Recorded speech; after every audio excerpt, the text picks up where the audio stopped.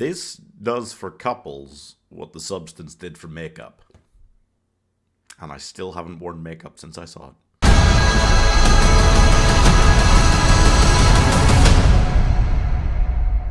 Whiskey for the pain.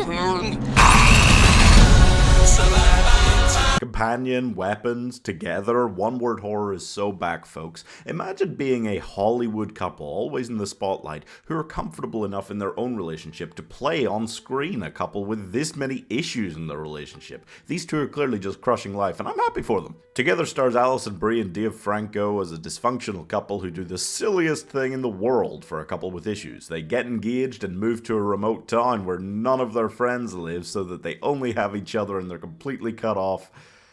Oh my god, yeah. So their issues stem from Dave having gone through the most traumatic shit since Midsommar, and he's still dealing with that. He's now cut off from all of his friends. Trying to make music still in his 30s. He's that aimless millennial guy, and seeing davefranco play him, it's kind of amusing and weird. And also there is a lot of discomfort to this film, and I'm not just talking because it's a body horror film where there is always obvious discomfort going on for them and for me. It's also in the script there are scenes which are hard to watch. There's cringe in there, and there's also it's just difficult because they just watching a couple, like a long-term couple, go through this kind of like rough patch is just in a nasty way. It's like watching Marriage Story, but for hipsters. So they've moved out somewhere where Dave's character is at home, alone, isolated a lot of the time. He can't even drive, so he's really reliant on her, dependent. It's an important word in the context of this film. And he's that character who gets convinced by his spouse that he's just going crazy when weird things start happening. And that just makes him every wife in a naughty's horror film. I mean, I don't know what's more surprising about this. The fact that this idea, something like this, hadn't been done in the body horror genre before, or at least I don't think it has. I don't watch a lot of body horror, so it could have been. Or that there was still a little tiny crack somewhere for them to find truly original ground in the whole this is a horror film where a young couple moves into a new house and something's wrong there territory. The fact that they managed to do that idea, they're literally that, but there was something like new to explore with that idea, is mad.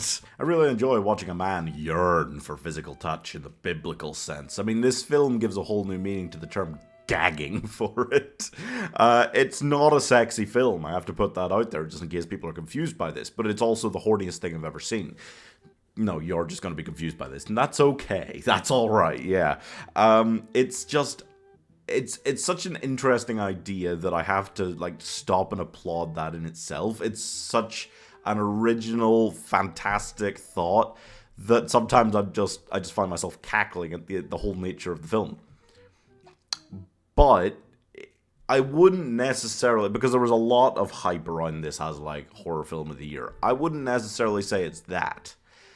I also did just see Weapons the other day before this, so I'm like, yeah, no, I think that probably is better than it. Weapons, I was kind of saying, yeah, it's not convinced me that it's definitely horror film of the year, but it might be. This one, it's a little bit below that, but not by much. Not by much. It is wonderful. It's another great addition into what is a fascinating and weird year of horror.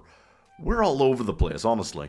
I really do enjoy the idea, the concept, despite there being a little more kind of American style, like, ooh, cringiness in it than I traditionally like. I was still just on board the entire time. It keeps itself moving, it never slows down, and it really is insane. I mean, it feels like we really are in a golden age of talking about relationships in horror films between this and Companion, if nothing else. To the substance as well, if you're talking about a relationship with yourself. Anyway, it's not a film, I would say, that blew me away, but it did keep me firmly in the seat the entire time. I would absolutely rewatch this, and I feel like you could, despite it being a body horror film, like, one of the least, like, oh yeah, I'd love to rewatch that genres, at least for me. I would definitely rewatch this. And I don't feel like... I feel like it's body horror for people who aren't fans of body horror. because I'm not a fan of body horror and I enjoyed it. I feel like that's kind of the line, that's kind of where it is. And all the weirdo couples in your life finally have a film that speaks directly to them. So there's that. I'm giving If You Can't Beat 'Em, Join 'Em Together just 4 stars. I guess that makes this decade's Quiet Place. Just a random great Hollywood couple coming in and deciding to make a brutal horror film about, well, last time it was family, this time it's their relationship more specifically, I guess.